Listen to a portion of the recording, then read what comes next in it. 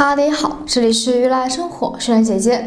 豆腐营养丰富，很多人都喜欢吃，但是我们买回家的豆腐不好保存，该怎么办呢？那今天就来给大家保存豆腐的小方法，保存10天豆腐都不会坏掉哦，赶紧来看吧。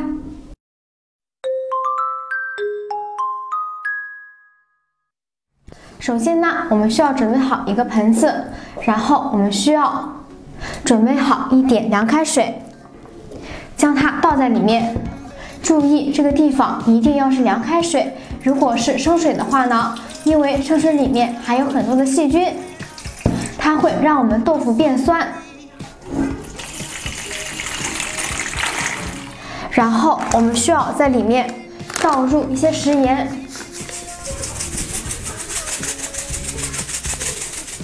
之后我们就可以将要保存的豆腐放在里面啦。然后我们需要再倒一点凉开水，水一定要没过我们要保存的豆腐。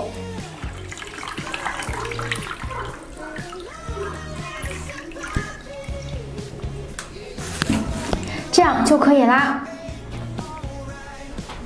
其实原理也是非常简单的，因为我们加入的食盐里面还有氯化钠，可以有效的杀菌消毒。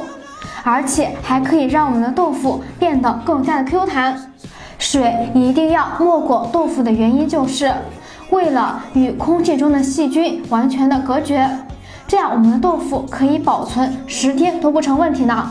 没想到保存豆腐居然这么简单，这样我们就可以随时吃到好吃的豆腐啦。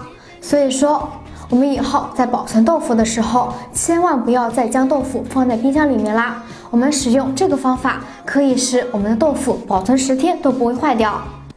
今天分享的小妙招就到这里啦，如果有更好的意见，欢迎在下方留言哦。我们下期再见，拜拜。